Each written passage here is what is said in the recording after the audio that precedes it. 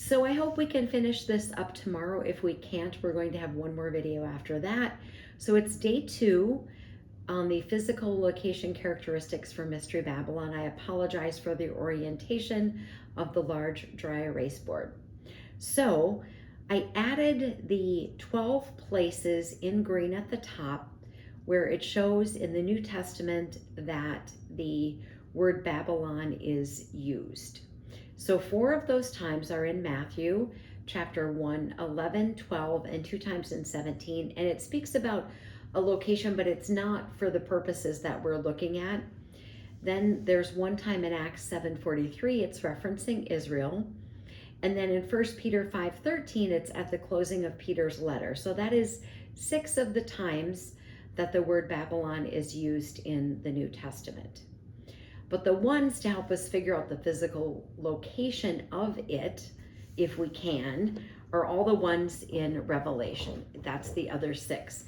So we have Rev 14 verse 8, 16 verse 19, 17 verse 5, 18 verses 2, 10, and 21. So again, in the blue, it has the New Testament from the Greek 897 and what that means. So yesterday we talked about Revelation 14 verse 8, that it was a great city and that the world or the nations drink the wine of the wrath of her fornication. So tonight we're going to talk, or today I should say, I'm filming it at night, Revelation 16 verse 19 we're going to talk about, and then Revelation 17 verse 5. And for time purposes, we'll do the Revelation 18 ones tomorrow. And if we can wrap that up and share what interesting information we have location-wise, we'll do that. Otherwise, we'll have to have one more video. But in Rev 16 verse 19, this takes place during the 7th bowl.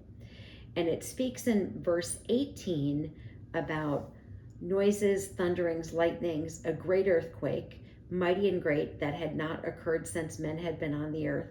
It says in verse 19, the great city is divided in 3 parts, and the cities of the nations fell. And it says that great Babylon was remembered before God.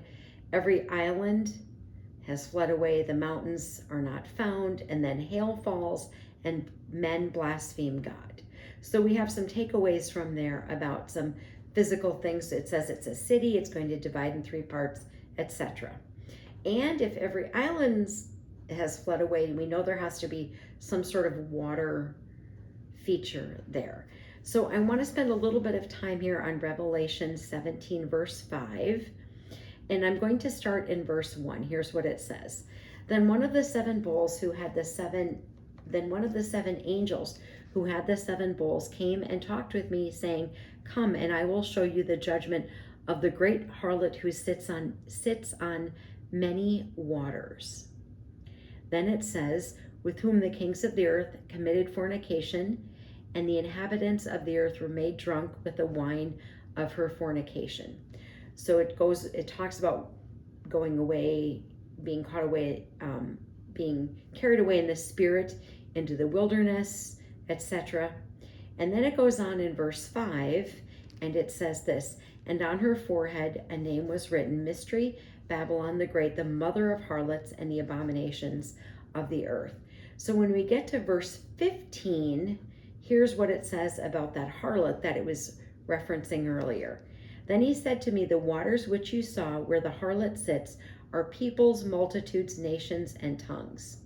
So we know then that Mystery Babylon, which it says is the harlot, and the inhabitants of the earth were made drunk with the wine of her fornication. We know that there is people groups, multitudes, nations, and tongues. So this is a very modern sort of multicultural place. All right, we're at over 4:30, so we're going to pick up tomorrow. Armor Up, we ride at dawn. May God bless you as always. Have a great day.